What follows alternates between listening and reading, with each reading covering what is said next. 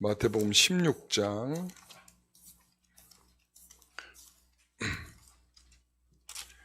마태복음 16장 13절부터 20절까지 말씀.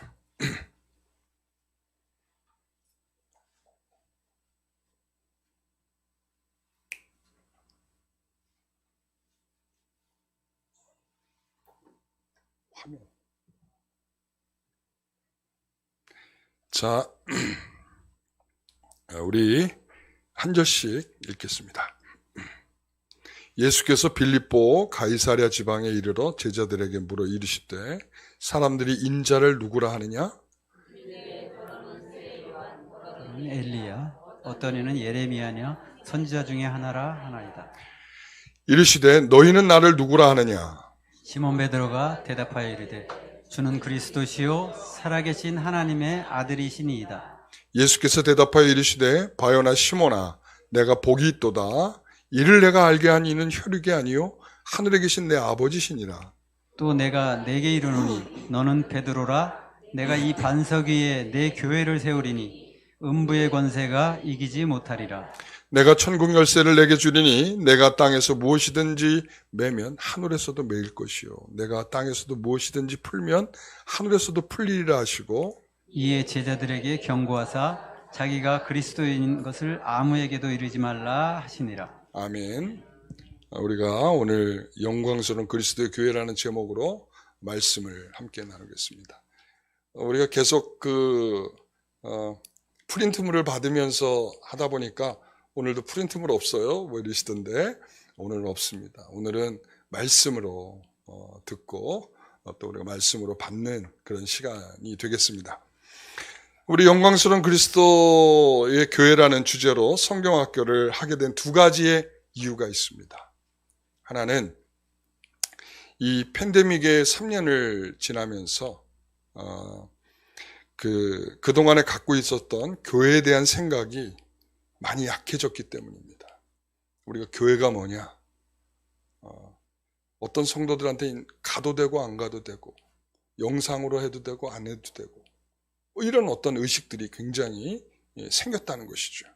그리고 두 번째는 뭐냐면 우리가 사용하는 교회라는 것에 대한 이해가 기초적으로 잘 안 돼 있다라는 생각입니다. 그러니까 우리가 너무나 친근해요. 교회. 모를 리 없죠. 우리가 늘 다니는 곳이고 그리고 또 우리가 교회 수도 없이 교회라는 이야기를 들어오면서 지내왔죠. 그런데 이 교회에 대한 이해가 여러 가지로 좀 부족함이 있다. 이런 생각이 있어서 제가 이번 성경학교를 통해서 영광스러운 그리스도의 교회라는 주제를 가지고 하게 되었습니다. 자, 그러면 우리가 잠깐 복습을 좀 잠깐 하는 시간을 좀 갖도록 하겠습니다. 교회란 무엇입니까? 라고 했을 때 교회가 뭐죠? 네 가지로 뭐라고 그랬죠? 교회가 네? 갑자기 질문을 하면 목사님 어떻게 대답을 할 수 있습니까? 준비 안 돼 있는데 이럴 수 있죠. 자, 여러분 이제 생각할 시간을 좀 드렸죠. 네, 뭐죠? 교회란 그러니까 가르쳐 준 대로 조금 하시면 좋을 것 같아요. 그러니까 이게 알고 있는 수준을 계속 못 벗어나는 거예요. 이게 이러니까 그러니까 알고 있는 수준을 벗어나려면 낑낑거리면서도 그거를 좀 해봐야 돼요. 자, 뭐라고 그랬어요? 하나님께서 택하신, 부르신 백성, 그리고 그리스도에 속한 모임이라고 했죠. 그 다음에 성령의 전, 그리고 구속 역사의 기관. 하나도 모르는 느낌이야. 어우, 썰렁해. 자, 그 다음에 그리스도의 몸. 이렇게 우리가 교회가 뭐냐. 자, 그랬죠. 제가 그러면서 이제 2과에 들어오면서 또다시 교회가 뭐냐. 그랬단 말이에요. 그렇죠? 제가 이제 요한복음 17장을 통해서 그 교회는 뭐죠? 그 교회가 뭐냐? 그랬을 때 아니 성부께서 성자에게 주신 일정한 사람들이라고 했죠. 참 재밌어요, 그죠? 너무 재밌어. 할렐루야. 자, 그래요. 자, 그러면 이제 영광스러운 교회의 속성. 그랬어요. 속성이 뭐죠? 네. 세 가지. 단일, 보편성, 거룩성. 네, 세 가지. 요건 좀 기억하시네요. 그죠? 자, 그러면 표지는 뭐죠? 표지 세 개. 순수한 복음의 선포. 그 다음에 올바른 성례의 시행. 그 다음에 그냥 권징 아니고 신실한 권징의 시행. 이렇게 이야기 드렸어요.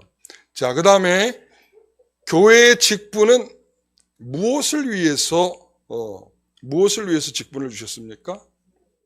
교회를 섬김. 맞아요.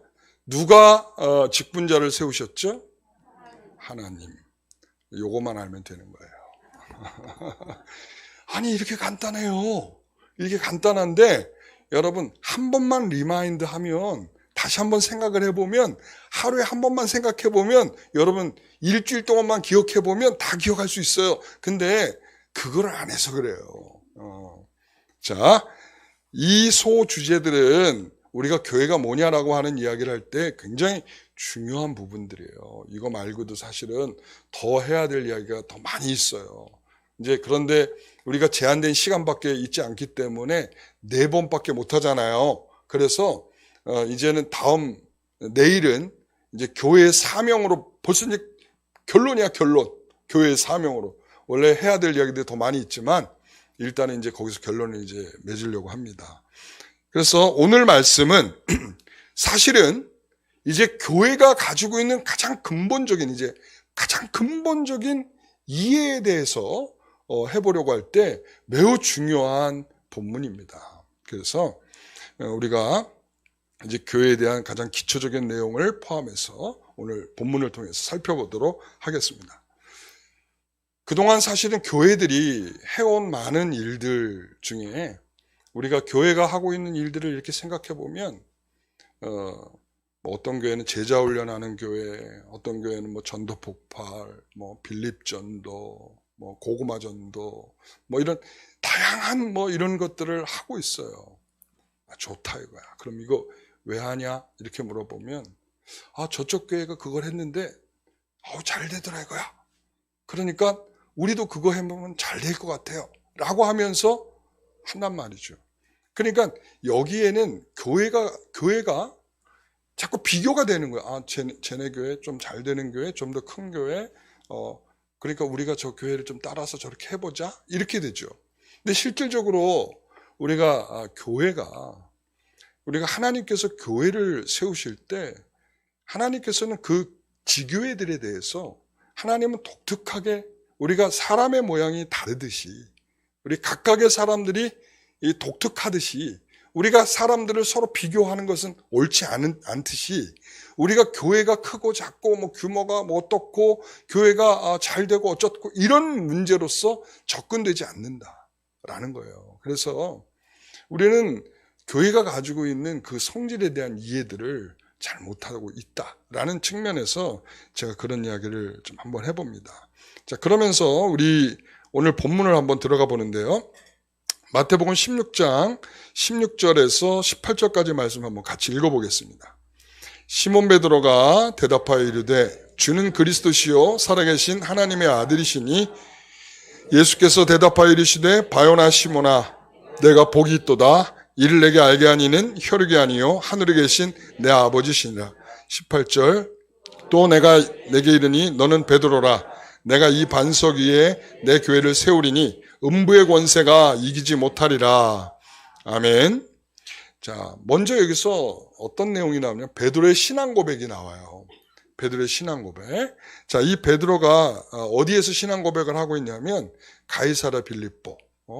우리 예전에 우리 이스라엘 가셨던 분들은 기억이 나실까요? 그 단 최고 그 북쪽에 위치한 곳인데 거기에 가면은 판신전부터 해서 여러 신전들이 쫙 이렇게 동굴처럼 이렇게 쫙 돼 있죠.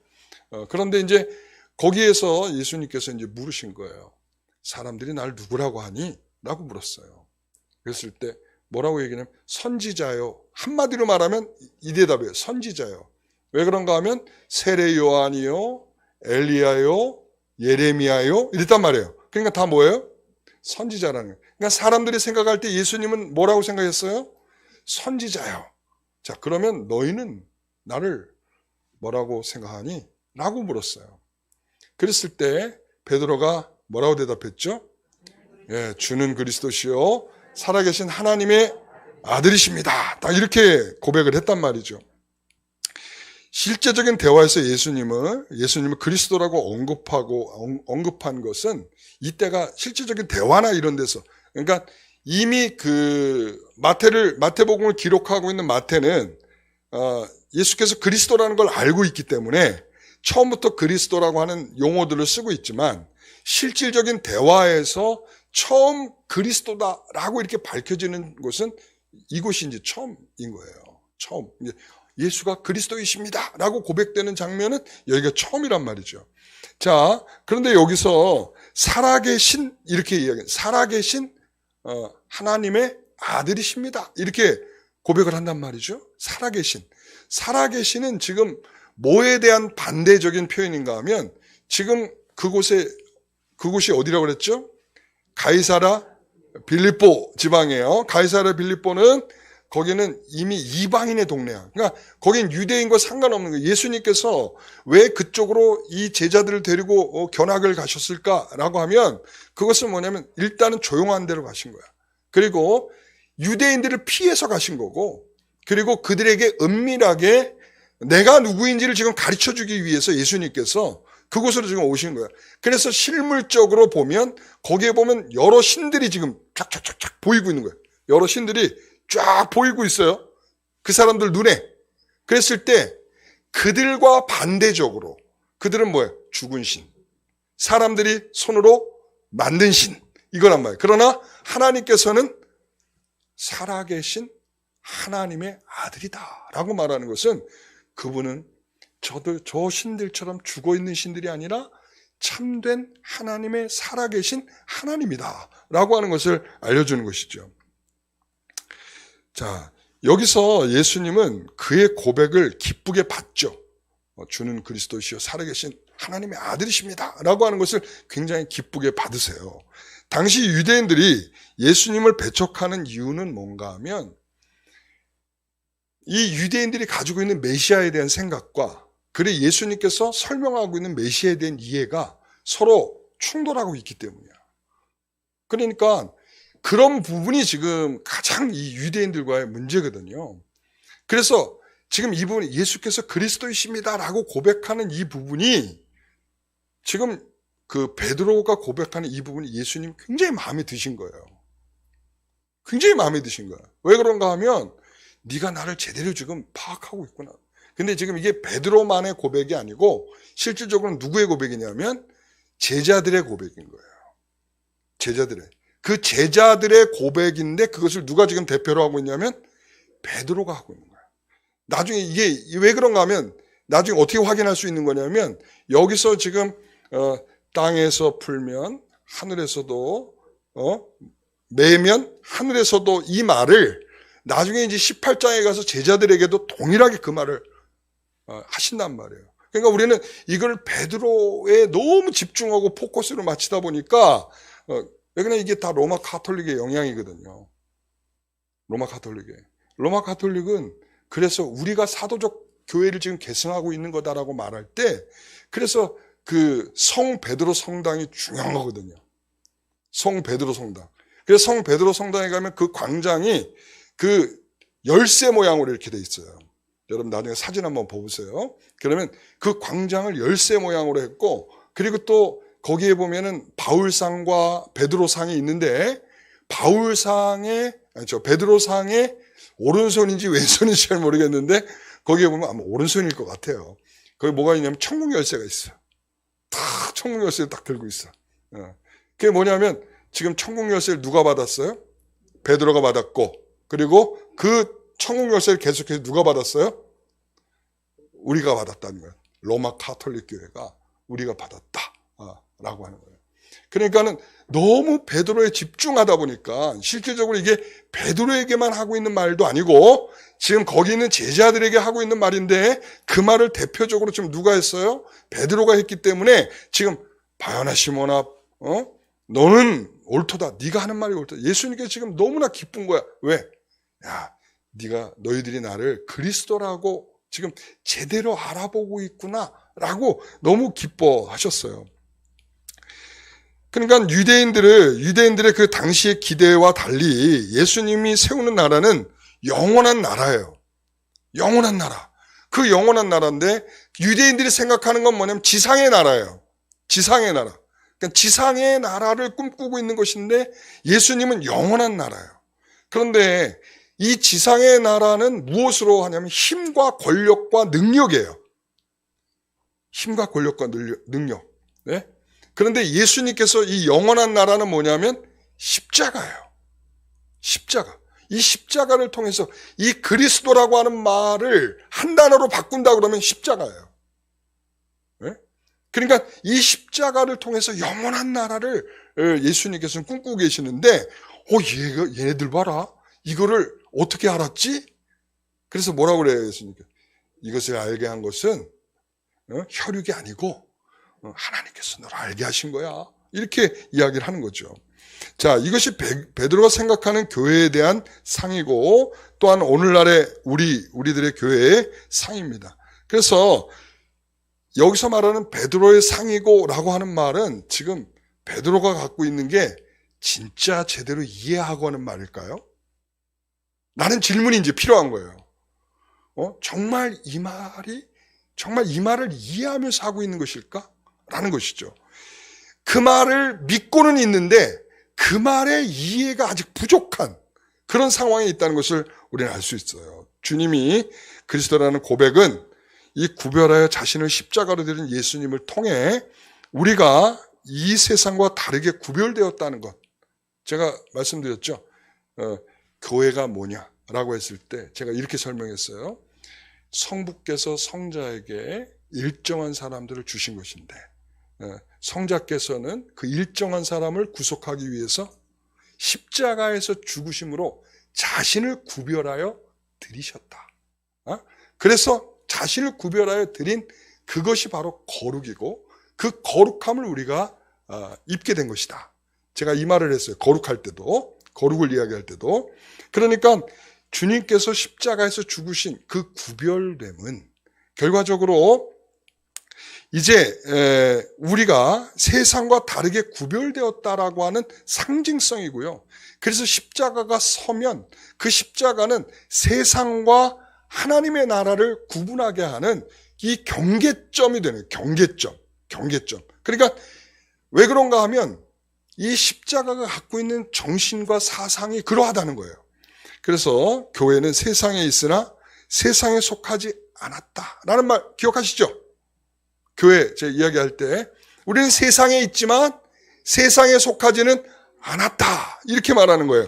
그래서 그 구별과 거룩을 가진 것인데 그것은 그리스도 안에서 확인되는 사람들이죠. 그러니까 예수를 주라고 하며 예수를 신앙 고백하는 교회는 예수 그리스도 안에 우리의 필요가 다 있고, 자 뭐라고요?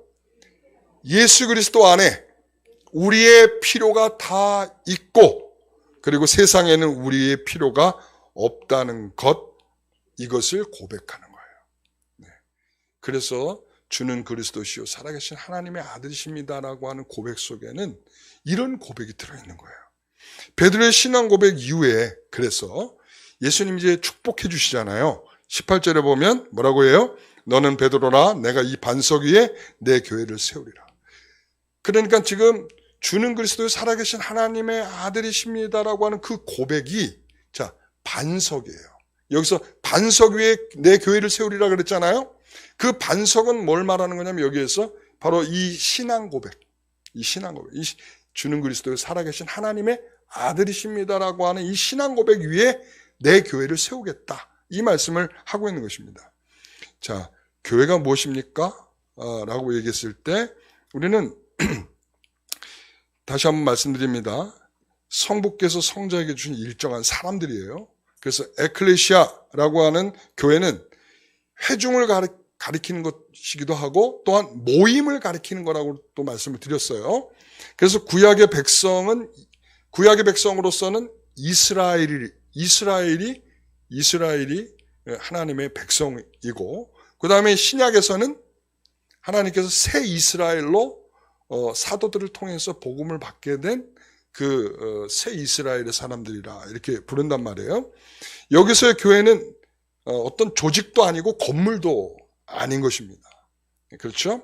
그래서 우리 예수 그리스도를 머리로 하며 몸으로 부름을 받은 십자가로 구원을 받은 하나님의 백성을 우리는 부르는 이름으로서 교회다. 이렇게 부르는 것입니다. 우리가 하나님의 백성이 되는 길은 예수 그리스도를 믿는 방법 외에는 없습니다.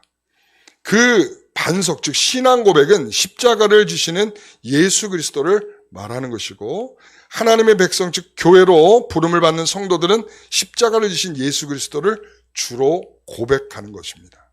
그 고백에서는 세상이 약속하고 세상이 목적하고 세상이 그 내용으로 삼는 것과 전혀 다른 세상과 체계와 가치를 갖게 되는 것입니다. 자, 이런 축복을 받았어요. 너희는 이제 교회다. 이렇게 축복을 받았어요. 그러면 베드로는 예수님의 말씀을 제대로 이해하고 있습니까? 라는 질문을 이제 해봐야 되는 거예요. 다시 한번 하는 거예요, 이제. 그러면 예수님이 하신 이 말씀들을 제대로 이해를 했습니까? 라고 물어보면 이제 그것을 어떻게 확인을 하냐면 21절 같이 읽어봅니다. 이때로부터 예수 그리스도께서 자기가 예루살렘에 올라가 장로들과 대제사장들과 서기관들에게 많은 고난을 받고 죽임을 당하고 제3일에 일어나야 할 것을 제자들에게 비로소 나타내시니. 자, 이때로부터 그랬어요. 이때로부터가 언제예요? 신앙 고백을 하고 예수님께서 너 잘했어. 그리고서는 축복을 탁 주시고 난 다음에 이런 거죠. 자, 그러고 난 다음에 어떤 일이 벌어졌어요? 예수께서 이제 내가 예루살렘에 올라가서 장로들과 대제사장에게 고난을 받고 그리고는 십자가에서 죽어야 돼 라는 말을 했단 말이에요. 그랬더니 베드로가 뭐라 그래요? 22절에 베드로가 예수를 붙들고 항변하여 이르되, 항변했대요. 목을 잡고 흔들었을까? 주여 그리 마옵소서, 이 일이 결코 죽게 미치지 아니하리다. 베드로는 그럴 수 없다고 가로막고 있습니다. 가로막는 수준이 아니라 절대 제가 그런 일이 벌어지지 않도록 할 겁니다 라고 아주 강력하게 지금 말하고 있는 것입니다. 아이고, 베드로는 완전 잘못 생각하고 있는 거죠. 지금 예수께서 십자가에 죽고자 하는 것은 개인적인 일이 아닙니다. 뭐죠? 하나님의 뜻이죠. 하나님의 일이고 하나님의 뜻입니다. 그러니까 내가 지금 죽고 싶어 죽는 게 아니고 하나님께서 정하신 그 일을, 자, 뭐 때문에 그랬어요? 하나님께서, 성부께서 성자에게 주신 그 일정한 사람들을 구원하기 위한 유일한 방식으로 밖에 주시지 않은 게 십자가에서의 죽으심인 거예요. 그러니까 예수님께서는 그 죽음을 위해서 지금 가야 할 길을 가야 하심을 지금 이야기하고 있는 거거든요. 그런데 베드로는 예수님께 칭찬 잔뜩 받아가지고 어깨가 뽕이 이만큼 올라갔었는데, 그래 그 상태에서 하는 말이라고 하는 그 자체가 너무나 부족한 말을 하고 있죠. 얼마나 부족했냐면 예수님께서 23절에 이렇게 말씀하세요. 사탄아, 내 뒤로 물러가라. 이야, 이건 막 극단으로 달리네. 정말 칭찬받을 때는 뭐 한없이 칭찬을 받더니 이 곤두박질 읽힐 때는 이건 뭐 완전 사탄아야, 사탄. 사탄아, 물러가라. 여러분, 저는 왜 예수님께서 베드로에게 사탄아 이렇게 불렀을까? 저는 뭐 이 말 한마디, 이 실수가, 그것도 뭘 위해서 한 말이에요? 주님을 위해서 한 말인데, 아니 이걸 보면 사탄아 물러가라까지 할 말인가? 제가 상당히 오랫동안 고민을 했었어요. 여러분들 고민 안 됐어요? 얘가 정상이 아니니까 너는 사탄이구나 이렇게 얘기한 거예요?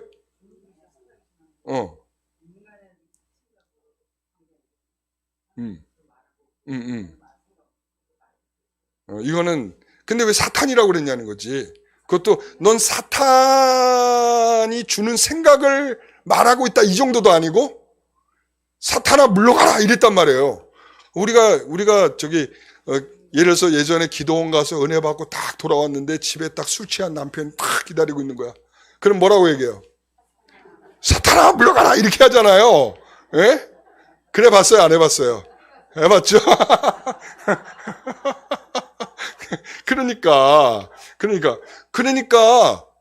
이건 그런 맥락에서 이해를 해야 되는 건가? 이렇게 여러 생각을 해봤어요. 근데 굉장히 중요한 단서가 떠올랐어요. 그게 뭔가 하면 예수님께서 40일 동안 금식을 하실 때 어떤 일이 있었어요? 사탄에 의해서 시험을 받았잖아요. 첫 번째, 두 번째는 떡으로 뛰어내려라. 그 다음 세 번째 뭐냐면 절이에요. 이 천하만국을 쫙 사탄이 보여주면서 뭐라고 그러냐면 내게 절하면 내가 이 천하만국을 줄게 그랬단 말이죠. 그랬더니 예수님께서 뭐라고 그랬어요? 오케이 이랬을까요? 뭐라고 그랬어요? 사탄아 물러가라 그랬단 말이에요. 여러분 뭐가 좀 안 떠오르세요? 지금 예수님께서 뭘 말씀을 하고 있는 거냐면 지금 예수님께서 가시려고 하는 그 길은 지금 예수님께서 이 땅에 주는 그리스도요라고 하면서 오신 그 길은 지금 명예나 권력이나 어떤 능력이나 재물을 취하거나 이 권세를 가지고 뭐를 부리려고 오신 것이 아니고 뭐예요? 십자가로 오신 거예요.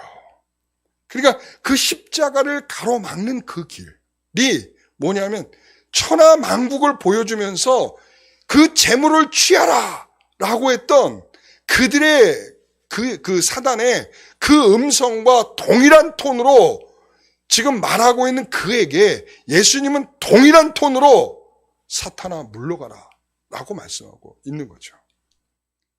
이해가 안 되셨을까요 혹시? 이해가 되셨어요? 그렇구나. 그러니까 이게 지금 베드로가 얼마나 이해가 지금 잘못되고 있는지를 확인을 시켜주는 거예요. 그러니까 교회가 뭐냐라고 했을 때 우리는 교회를 이 세상에 가지고 있는 종교적 입장에서 벗어나지 못하고 있는 신앙관이 있단 말이에요. 그게 뭐냐면 교회 오면 잘 돼야. 교회 오면 잘 돼. 이거야. 여러분 저는 그거 완전 반대한다고 제가 얼마나 말씀을 드려요. 제가 아주 제가 목이 따가워지도록 말을 하고 있는 것 중에 하나가 뭐냐. 제가 뭐라 그래요. 예수 믿으면 고난이 올 수 있습니다. 그럼 누가 예수 믿겠어요? 근데 초대교회 때는 믿었다고요. 그 믿음은 말이에요. 누가 주시는 거냐면 성령께서 그 믿음을 주시는 거예요. 내가 말을 이렇게 했으니까 믿게 되고 내가 저렇게 말했으면 안 믿게 되고가 아니라 우리는 사실을 증언해야 할 책임이 있는 거죠. 보세요. 우리가 그 초대교회에 복음을 전하는 사람들은 누굴 전한 거예요? 예수 그리스도를 전했죠. 예수 어떻게 사셨어요? 고난을 받으시고 십자가에 죽으셨어요.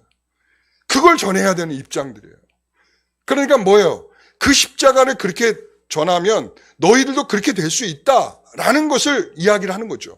제가 그런 말을 했다는 게 아니고 고난받을 수 있습니다. 이 말을 했다는 게 아니라 예수 그리스도를 전하는 것은 이미 사람들한테는 어떤 뉘앙스를 주냐면 위협과 고통을 이미 예고되어 있는 상황이라는 말씀이죠. 그러니까 우리가 여기에서 칭찬을 받은 베드로가 이 잠시 잠깐 후에 이 사탄 섬뜩하지 않습니까? 일단은 이 전개 상황에서 보면 너무 섬뜩하죠. 이것을 지금 칭찬받던 베드로가 갑자기 사탄으로 돌변해버린 이 상황. 여러분, 이 신앙 고백은 진실하지만 그 고백에 있어서는 미흡한 생활을 살았던 것이고, 미흡한 생활은 실천의 문제가 아니라 내가 뭘 하고 못하고의 문제가 아니라 근본적인 이해가 잘못되고 있다라는 거예요. 십자가를 잘못 이해하고 있고 교회를 잘못 이해하고 있는 지금 베드로로부터 나오는 이 발상이 결과적으로 뭐예요? 이게 바로 사탄적인 내용이라는 것이죠. 여러분, 우리가 교회라는 것은, 그래서 우리가 십자가를 걸고 있잖아요. 십자가는 뭐예요? 우리 목걸이 십자가 뭐죠? 뭐예요 이게? 우리가 고난의 상징이에요. 예수 그리스도를 상징하는 것이고. 그러니까 교회라고 하는 것은 이미도 뭘 달고 있어요? 십자가를 달고 있어요. 십자가가 없으면 교회가 아닌 거예요. 그러니까 우리는 이미 그것을 전제로 하고 있으면서도 불구하고 우리는 뭐라고 얘기를 하냐면 예수 믿으면 복 받아요로 먼저 얘기를 한단 말이죠. 사탄아 물러가라예요. 사탄아 물러가라. 응? 사탄은 예수님께 뭐라고 그래서 천하 만물을 보이면서 내게 절하면 이 천하를 내게 주리라 하지 않았습니까? 그때 예수님은 분명하게 말합니다. 사탄아 물러가라.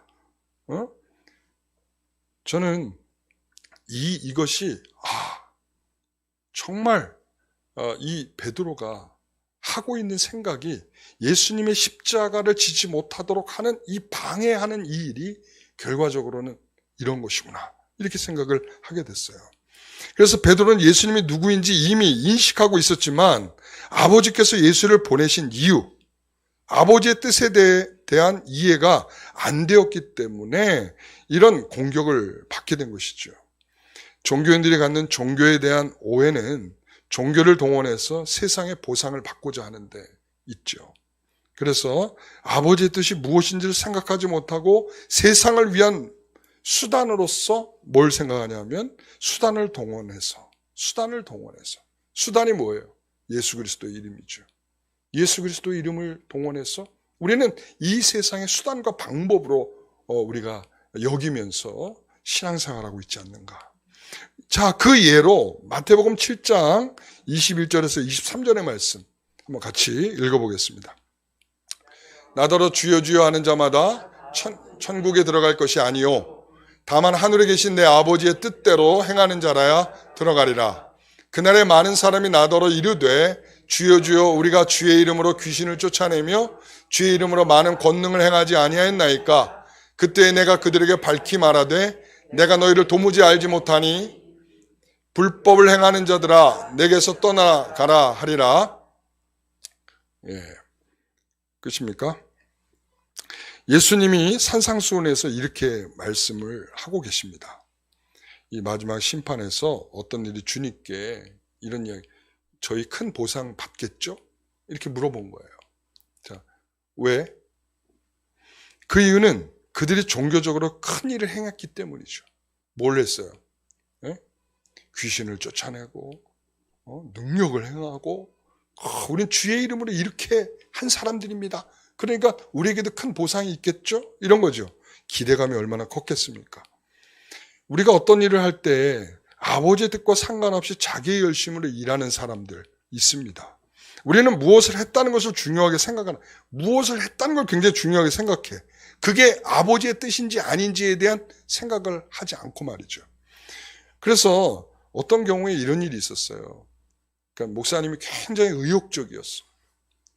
근데 제가 이제 그때 저한테 그런 이야기를 얼핏 하길래 제가 그랬어요. 좀 더 기도해보고 하시죠. 라고 했어요.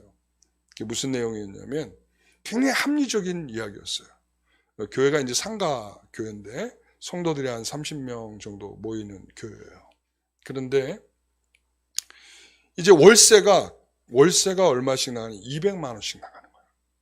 월세가. 왜냐하면 신도시 지역이고 그러다 보니까 월세가 비싸요. 2층인데 월세가 비싸. 그러니까 이 목사님 이 월세 내는 게 너무 아깝다는 거야. 그래서 저기에 땅이 하나 나왔는데 그거 한 7억 정도 이렇게 대출을 이렇게 받으면 저거를 그 땅도 사고 뭐 좀 이렇게 아담하게 지을 수도 있을 것 같다. 이제 그런 거예요.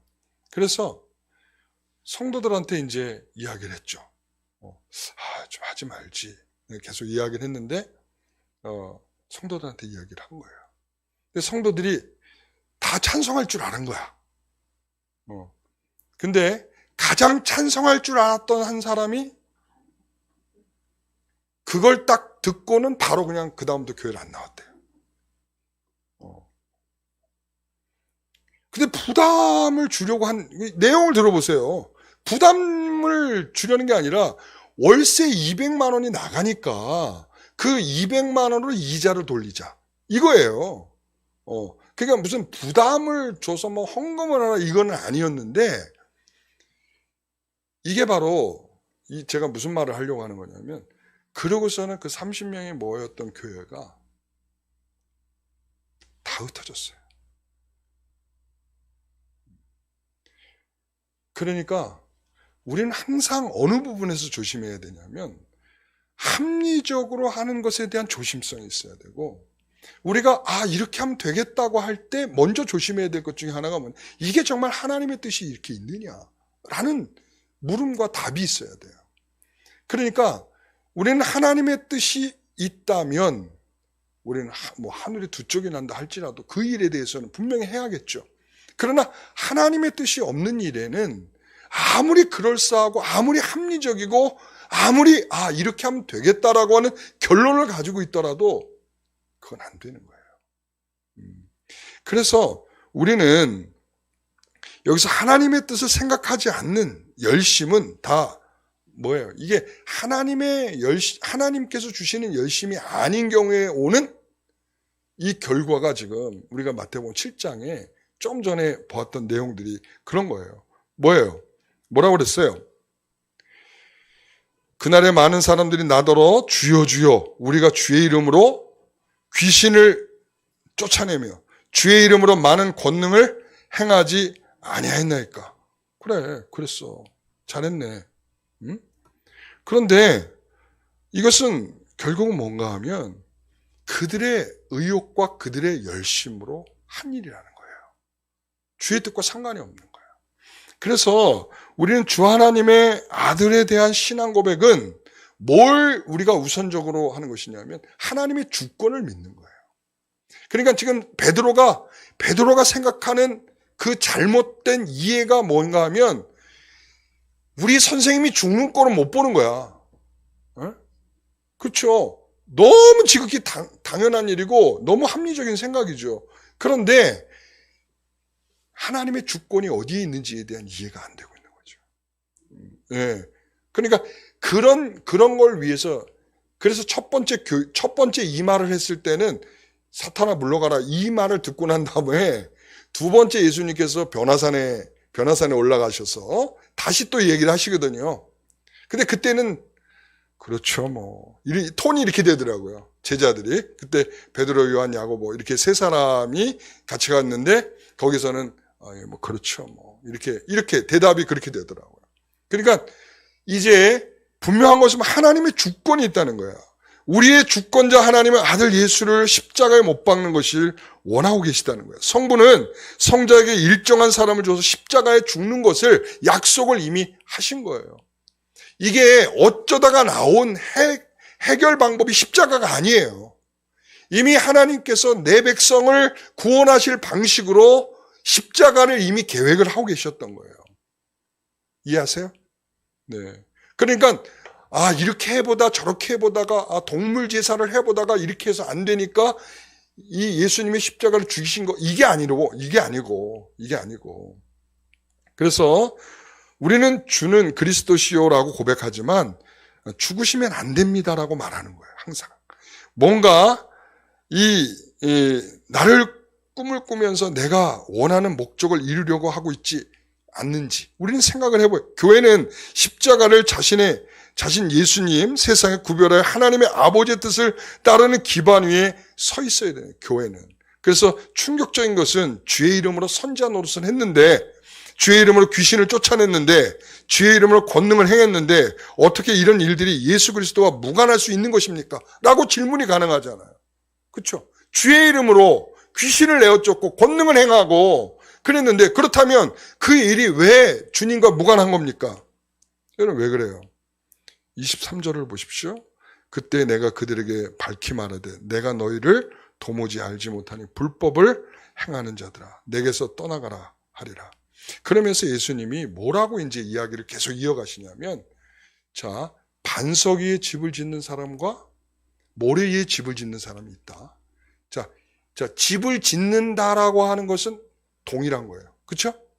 모래 위에 집을 짓든 또한 그 반석 위에 집을 짓든 똑같은 지금 집을 지었어요. 그런데 어떻게 되죠? 바람이 불고 창수가 나니까 이 모래 위에 집을 지은 집은 무너져 버렸어요. 그런데 반석 위에 집을 지은 집은 끄떡이 없는 거예요. 자, 그러면서 예수님께서 뭐라고 그래요? 한쪽은 주의 말씀으로 지었고 다른 한쪽은 자기 생각으로 지었다 이거예요.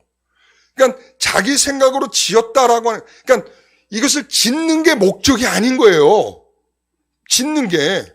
왜? 허물어질 집을 지어봤자 무슨 소용이 있는 거야. 그렇죠? 근데 하나님께서 주의 말씀으로 짓게 하는 집, 그게 허술하고 아무리 후져도 그 집이 필요한 집이기 때문에 하나님께서 짓게 하시는 거예요.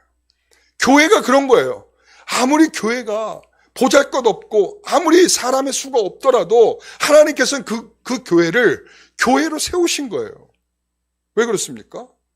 하나님이 짓게 하는 집을 짓는 자들에게 있어서는 그 일이 지혜로운 것이고 그게 바로 주의 믿음으로 짓는 집이 되는 것이죠. 그래서 여전히 내 생각으로 집을 짓는 사람은 내 생각으로 신앙생활하는 사람이에요. 내 생각으로 교회를 이루려는 사람은 모래 위에 집을 짓고 있는 어리석은 사람입니다. 우리가 직분자로 말한다면 이 직분을 받았는데 여러분 직분을 받은 사람은 어떻게 해야 된다고 그랬죠? 성품이 어때야 된다고 그랬죠? 예?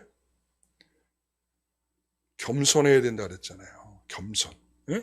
그런데 직분자인데 직분을 받았는데 교만해. 예? 그리고 봉사하는 자라면 불평을 가득하면서 하는 봉사자. 그리고 신앙생활을 하는 자라면 전혀 기도 없이 하는 성도들. 이렇게 말할 수 있는 거예요.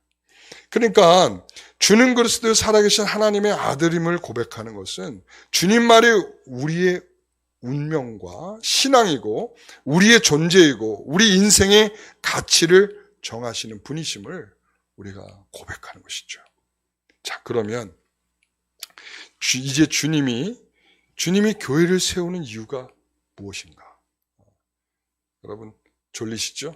피곤하시죠? 네. 이제 다 끝나가요 벌써. 제가 굉장히 빨리 끝내죠 오늘. 끝나는 거예요. 자, 에베소서 3장 14절에 19절까지의 말씀을 같이 한번 읽어봅니다. 자, 이것은 뭐냐면 이제 주님이 교회를 세우는 이유가 뭐냐라는 거예요. 자, 주님이 교회를 왜 세우십니까? 지금 내 교회를 세우겠다라고 말씀하시잖아요. 그렇죠? 그런데 내 교회를 세우는 이유가 뭐죠? 말씀이 뭐라고 그랬어요? 뭐라고 그랬죠? 여기서 18절에 내 교회를 세우리니 음부의 권세가 이기지 못하리라 그랬어요. 그리고 내가 천국 열쇠를 내게 주리니 내가 땅에서 무엇이든지 매면 하늘에서도 매일 것이요 이랬어요. 그런데 이거를 보통 사람들이 그냥 이걸 이대로 읽어. 이거 이대로 읽으면 뭐가 되죠? 땅에서 매면 하늘에서도 매일 것이요 이렇게 지금 읽는다면 그렇게 읽죠? 그렇죠? 근데 정반대예요. 그게 뭐냐면 정반대의 의미를 갖고 있어요. 그러니까 하늘에 묶여 있어야 너희들이 지금 묶을 수 있다. 이런 의미예요. 도대체 한글이 왜 이렇게 어려워? 그게 아니라 번역의 문제예요. 번역의 문제인데 이게 실질적으로 시제가 그렇게 써요. 미래 미완료 시제예요. 그러니까 뭐냐면 이게 하늘에서 매여야 할 것이다. 이렇게 되는 거예요. 그러니까 땅에서 매면 하늘에서도 매여야 할 것이다. 이런 뜻이에요. 다시 말하면 하늘에서 매여 있어야 땅에서도 맬 수 있다. 이런 뜻이에요. 무슨 말인지 아시죠? 하늘에서 풀도록 계획을 하셔야 땅에서도 풀 수 있다. 이렇게 얘기하는 거예요. 그러니까 하나님의 굉장한 주권적으로 하나님께서 여기에서 주시는 그런 것은 교회가 내 교회라고 하는 의미가 굉장히 강한 게 바로 그거예요. 왜? 내 교회는 누가 지켜요? 내가 지킨다요. 내가 지킨다. 왜? 하늘에서 매고 하늘에서 풀면 너희들도 매려고 애를 쓸 거고 너희는 풀려고 애를 쓸 거다라고 하는 것이죠. 그래서 우리가 이런 의미에서 자, 에베소 3장 14절 19절 말씀을 같이 한번 읽어봅니다. 이러므로 내가 하늘과 땅에 있는 각 족속에게 이름을 주신 아버지 앞에 무릎을 꿇고 비노니 그의 영광의 풍성함을 따라 그의 성령으로 말미암아 너희 속사람을 능력으로 강건하게 하시오며 믿음으로 말미암아 그리스도께서 너희 마음에 계시게 하시옵고 너희가 사랑 가운데 뿌리가 박히고 터가 굳어져서 능히 모든 성도와 함께 지식에 넘치는 그리스도의 사랑을 알고 그 너비와 길이와 높이와 깊이가 어떠함을 깨달아 하나님의 모든 충만하신 것으로 너에게 충만하게 하시기를 원하노라. 아멘. 자, 여기에서 먼저 이제 주님이 교회를 세우시는 이유가 뭐냐 그러면 하나님께서 주시는 충만함을 우리에게 그 충만함을 주시기 위해서예요. 에베소의 말씀에도 그렇게 말씀하고 있죠. 그러니까 우리가 여기서 주시는 그 너비와 길이와 높이와 깊이가 어떠함을 깨달아 하나님의 모든 충만하신 것을 너희에게 뭐 하도록? 충만하게 하시기 위해서라는 거예요. 교회가 왜 존재하냐면 하나님께서 우리에게 주시려고 하는 그 충만함 때문에 존재하는 거예요. 이 은혜가 충만하고 성령께서 우리를 하나의 교제로 충만케 하시고 그리고 내가 어떠한 존재인가를 밝히 드러내서 그 하나님께서 주시는 그 유익 앞에 우리를 충만케 하시는 일, 그런 충만함으로 우리를 채워가시는 것을 위해서 교회가 세워진 것이죠. 두 번째는 에베소 4장 14절에 15절 말씀 같이 읽어봅니다. 이는 우리가 이제부터 어린아이가 되지 아니하며 사랑의 속임수와 간사한 유혹에 빠져 온갖 교훈의 풍조에 밀려 요동하지 않게 하려 함이라. 오직 사랑 안에서 참된 것을 하여 범사에 그에게 잘할지라. 그는 머리니 곧 그리스도라. 오직 사랑 안에서 참된 것을 하여 범사에 그에게까지 잘할지라 이랬어요. 그에게까지 잘할지라. 그는 뭐라고요? 머리니 곧 그리스도라. 그러니까 머리이신 그리스도께서 우리의 몸을 자라게 하시기 위해서 교회를 두신 거예요. 그러니까 몸의 성장을 위해서 교회를 두셨어요. 그러니까 다시 말하면 개인적으로 말하면 우리가 신앙의 성숙을 위해서 교회를 두신 거예요. 그러니까 교회가 있어야 할 이유가 뭐냐? 우리가 신앙적인 것을 우리가 계속 도모해 가기 위해서 필요하다는 거예요. 그러니까 우리가 사회적 집단도 아니고 복지시설도 아니고 우리가 레크레이션 하는 것도 아니고 우리가 분명한 것은 뭐냐면 우리의 신앙이 성장하기 위한 공간으로서 교회가 필요한 것이죠. 그렇죠? 자, 보세요. 장성해지는 훈련을 해야 된다는 이야기예요. 그런데 저는 이런 말을 좀 드리고 싶어요. 대부분 성도들은 신앙생활을 오래도록 하고 있잖아요. 지금 여기 계신 분들 신앙생활 다 그쵸? 20-30년씩은 다 하셨잖아요. 그죠? 평생 동안 해오고 계시잖아요. 근데 어떤 경우를 보면 우리가 그런 이야기를 해요. 우리가 나중된 자가 먼저 된 자보다 더 낫다. 이런 생각을 한단 말이에요. 그렇죠? 예? 먼저 된 자가 나중된다고? 예. 그러니까 그 이야기는 뭐냐면 그 말을 거꾸로 뒤집어 보면 먼저 된 자가 뭘 안 하고 있었냐라는 거죠. 성장을 안 하고 있는 거야. 왜 그러냐면 성장을 해 가야 할 이유가 교회에게 주신 것이고 그 교회의 성도들은 신앙적으로 성장을 해 가야 하는데 그 신앙의 성장을 안 하는 거예요. 그 이유 중에 하나가 뭔가 하면 제가 20년 전에 미국에 간 분을 제가 얼마 전에 만났어요. 20년 전에 갔잖아요. 그래서 제가 물어봤어요. 20년 전에 갔으니까 영어 잘 하시죠? 그랬어요. 그랬더니 아니 갈 때하고 별로 차이가 없어요 그러더라고.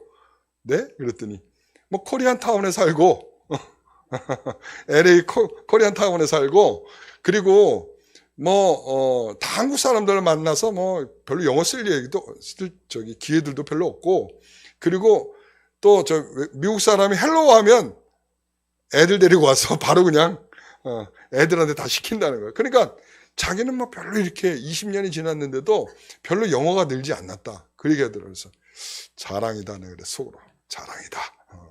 20년쯤 살았으면 그래도 유창하진 않더라도 자기 먹고 사는 정도는 할 줄 알아야지. 이제 이렇게 이야기를 했단 말이죠. 속으로 했어요. 겉으로 안 되니까. 그런데 제가 그 사람에 대해서 내가 그 앞에서 이런 예언을 해줬어요.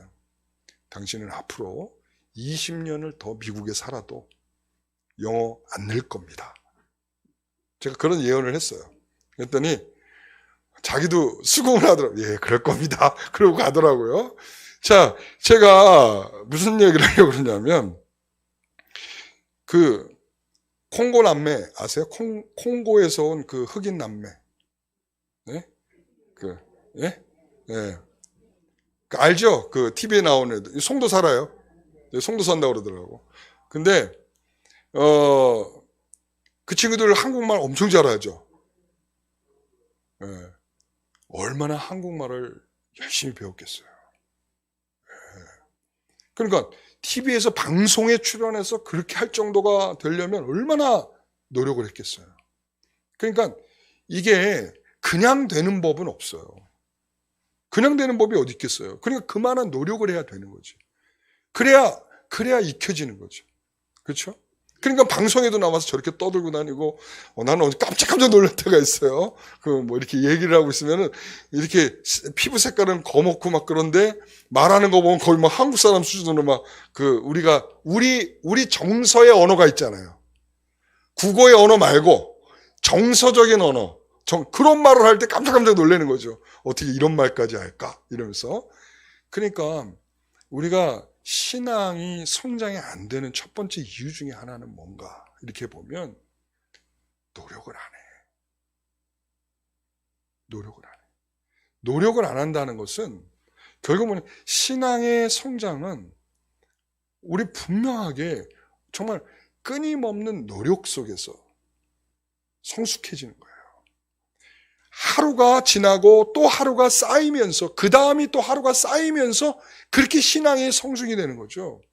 제가 지금 이제 요즘에 큐티 하는 거 보면서 제가 딱 느끼는 게 있어요.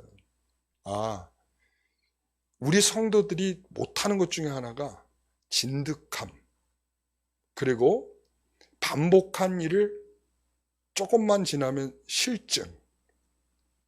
그러니까 그런 면들이 우리 성도들이 약하다 이런 생각이 들었어요. 그러니까 제가 우리 특별 새벽 기도회 하잖아요. 처음에 한 50명 막 이렇게 나왔어요. 근데 점점 그 특별마저도 점점 줄어. 그러더니 지난 올 초인가요? 올 초에 했을 때 열 몇 명까지도 특별이란 말이 좀 무색할 정도의 그러니까 뭘 이렇게 꾸준히 하는 일에 대해서 약하다 이런 생각이 들어요. 그러니까 하루가 지나서 그 다음날 하고 또 그 다음날 해야 뭐가 되죠. 쌓이니까. 근데 쌓일 틈이 없어. 여러분 우리가 근육 운동을 할 때도 그렇잖아요. 우리가 근육 운동할 때 이 근육을 이게 어느 기간에 계속적으로 반복적으로 해야 근육의 부피가 늘어나는 거지. 이거 한 달에 한 번 정도 해가지고 근육이 늘어나겠어요? 안 늘어나는 거예요. 우리가 적어도 신앙생활은 꾸준히 반복적으로 이것을 훈련하듯이 해야 신앙이 성숙해 가기 시작을 하는 거예요. 그게 쌓여야 돼요. 그러니까 저는 우리가 교회에서 기대해야 될 것 중에 하나가 바로 그거예요. 우리가 놓치고 있는 게 너무 많은 거야. 교회에 와서 저는 어떤 경우는 이런 생각이 들어요. 우리가 봉사하는 거 힘들죠. 그렇죠? 우리가 봉사하는 것도 힘들고 이것도 훈련이에요. 봉사하는 거 힘들고 그리고 내 옆에 사람 되게 까칠한 사람 붙여두시잖아요. 그렇죠? 그 사람과 같이 있게 하시는 것도 훈련이에요. 그 사람을 사랑으로 계속 감싸려고 애를 쓰는 그런 하나님께서 나를 계속 온유케 하시고 겸손케 하시고 하는 그런 일들을 계속 훈련시켜 가시는 거예요. 그러니까 우리는 그런 것들에 대해서 굉장히 좀 꺼려해요. 이 사람 날 힘들게 하면 이제는 잘 안 보고 싶어요. 왜 이 사람하고 나 구역을 같이 둬요. 구역 좀 떼놔주세요. 그러니까 우리는 좀처럼 신앙의 훈련을 할 기회를 갖지를 못하는 거야. 좋은 사람들과 내가 마음에 맞는 사람들과 함께하는 건요, 그 훈련이 아니에요. 그럴 때 사교 집단처럼 가는 거예요. 예? 우리가 좀 더 불편한 사람과 함께 그 사람을 위해서 기도하고 그 사람하고 같이 가려고 애를 써볼 때 하나님께서 그 가운데 내게 신앙의 성숙을 주시더라고요. 저도 그런 경험을 계속 하고 있습니다. 저도. 하나님께서 그렇게 하시는 것 같아요. 성도들을 위해서 기도 계속 하다 보면 그 문제가 결국은 나한테 신앙의 성숙으로 오더라고요. 그냥 부단히 그를 위해서 성경의 말씀을 어떻게든 이럴 때가 있어요. 예를 들자면, 이건 진짜 예예요. 그렇다는 게 아니고, 예를 들어서 당회에서 우리 장로님들하고 이렇게 기분이 굉장히 안 좋은 사안이 있을 수도 있잖아요. 그렇죠? 그러면은 그 감정으로 돌아가죠.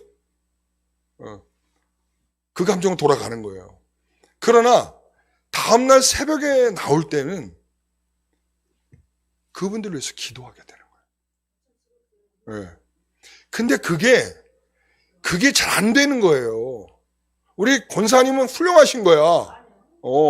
그러니까 우리가 그런 것들이 굉장히 약하단 말이에요. 우리는 미운 사람은 그냥 미운 거야. 싫은 사람은 싫은 거야.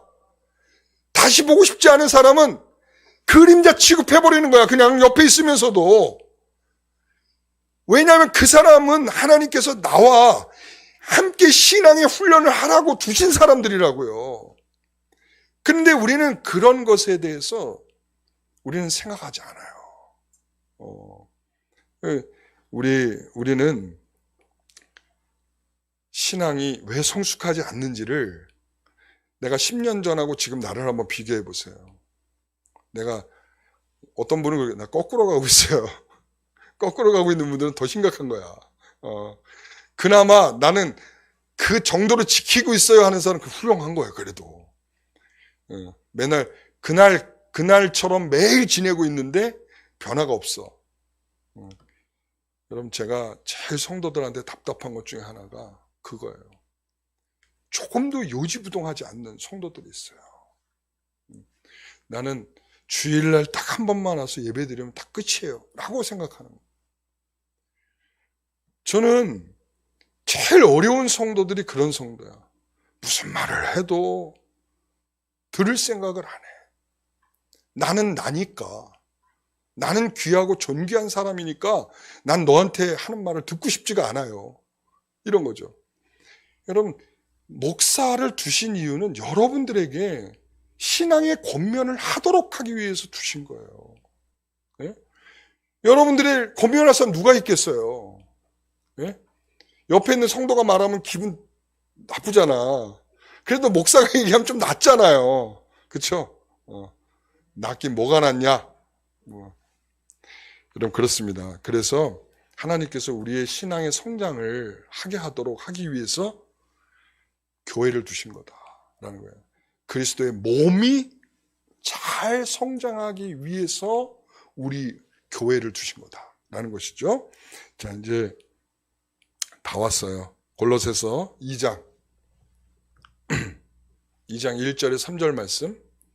내가 너희와 라오디게에 있는 자들과 물론 내 육신의 얼굴을 보지 못한 자들을 위하여 얼마나 힘쓰는지를 너희가 알기를 원하노니 이는 그들로 마음의 위안을 받고 사랑 안에서 연합하여 확실한 이해의 모든 풍성함과 하나님의 비밀인 그리스도를 깨닫게 하려 함이니 그 안에는 지혜와 지식의 모든 보화가 감추어져 있느니라.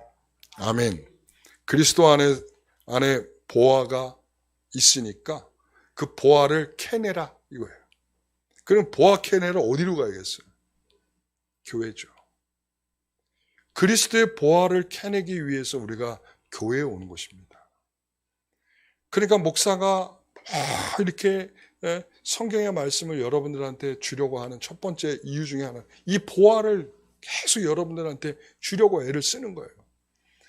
여러분, 근데 그걸 보화같이 느껴야 보화로 받는데, 그죠? 근데 문제는 뭔가 하면 항상 거기에 있는 거예요. 그것을 보화처럼 받아야 되는데 보화로 여기지를 않는 거예요. 왜? 어차피 이번 주에 안 받으면 다음 주에 받으면 되니까. 그쵸? 자, 그래서 우리 안에 모든 보화가 감춰져 있어요. 그러나 그 보화가 보이지 않으니 뭐 해야 돼요? 이것을 캐내야 되는데 캐내려 하지 않아요. 예수님은 우리의 모든 것 되심을 모르고 세상의 것을 얻으려는 방법으로 예수님을 사용하려고 하니까 이 보화가 보이지가 않는 거예요. 그러니까 이 모든 여러분들 기도 제목을 한번 보세요. 여러분들이 뭘 위해서 기도하고 있는지. 여러분이 기도하고 있는 기도가 왜 안 들어지는지를 생각해 보세요. 예? 여러분들이 기도하는데 기도가 안 들어지고 있다. 여러분들이 정말 하나님께 충만을 위해서 기도한다면 하나님께 그 충만을 안 주실 이유가 없어. 예. 근데 우리의 신앙은 어찌 보면 불행과 위기를 만나면서 그 가운데 우리를 여물어 가게 하시거든요. 근데 우리 하나님 안에서 우리가 얻어야 할 것을 많이 놓치는 경우들이 있어요. 왜 그런가 하면 우리는 자꾸 우리의 초점은 다른 곳에 있기 때문에 그거 뺏기면 못 살아 라고 하는 게 뭔지를 한번 생각해 보세요. 내가 그거 없으면 못 사는 게 뭐가 있을까? 여러분, 그거 없으면 못 사는 게 뭐죠? 그것이 뭐예요? 그것이 뭡니까? 네, 여러분 각자 대답해 보세요. 네. 우리가 신앙의 끈을 놓지 못하는 이유 중에 하나가 죽고 난 후에 천국에 가야 하는데 지옥 갈까 봐 끄트머리에 그냥 앉아있는 경우들이 많이 있습니다. 제가 요즘에 이렇게 성도들을 보면 우리 교회만이 아니라 많은 성도들이 그래도 천국에 못 갈까 봐 앉아있는 건 그래 조금 나은 거예요. 그래도 그냥 아무 생각 없이 앉아있는 분들이 좀 있지요. 그러나 참 불행한 거예요. 이건 정말 가난한 신앙이고 참으로 부끄러운 신앙입니다. 어떤 사람이 그런 이야기를 하더라고요. 하나님 정말 감사합니다 라고 기도했다는 거예요. 뭐 때문에 기도했습니까? 라고 했더니 이 태풍이 확 이렇게 몰아붙이는데 우리 집만 탁 그 바람의 피해를 넘겼다는 거예요. 그래서 하나님 감사합니다 하고 기도를 했다는 거예요. 네? 여러분도 그러지 않아요? 네. 근데 여기서 우리가 생각을 해봐야 될 게 있는 거야. 그러니까 여기서 뭔 생각을 해봐야 되냐면 보세요. 지금 어떤 사람은 눈물을 흘리고 있는 사람들이 있어. 네.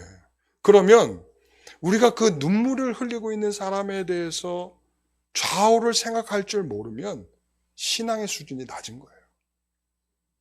그러니까 우리가 감사를 하려고 할 때 우리가 먼저 그런 생각을 할 수 있어야 돼요. 우리는 그래서 이 신앙이 우리가 보화를 캐내듯이 라고 말할 때 우리가 진짜 보화가 뭔지에 대한 이해가 있으면 우리 집이 다 날아가도 태풍에 다 날아가도 거기에서 감사할 수가 있게 되는 거죠. 왜? 내가 하나님에 대한 마음이 더 분명해지니까.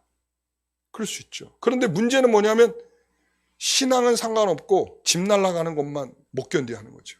그러니까 우리의 마음속에 실제로 예수님은 십자가를 지러 가셨는데 세상을 이길 정복자를 달라는 오늘날 교회의 모습들이 결과적으로 가져오는 베드로식의 이해가 가져오는 문제다. 저는 그렇게 봅니다. 우리 사랑하는 성도 여러분, 오늘 분명히 하나님께서는 베드로의 고백을 축복하셨어요. 그렇죠? 그 베드로의 축복은 주는 그리스도시오라는 거예요. 십자가를 아직은 그리지 못했지만 그분이 이런 분이구나 라는 것을 알게는 된 거야. 그러나 그 십자가를 주님께서 말씀하셨을 때 뭐라고 얘기를 하냐면 안 됩니다 라고 말을 한다는 거야. 그러니까 이게 바로 교회가 오늘날 이 베드로가 갖는 이 성격을 벗어나지 못하고 있는 이런 현실일 가능성들이 높다는 거야. 여러분, 그래서 우리가 좀 더 십자가를 제대로 그릴 수 있는 교회, 이게 이제 우리의 목표라는 거예요. 십자가는 결과적으로 누군가는 비워내야 돼요.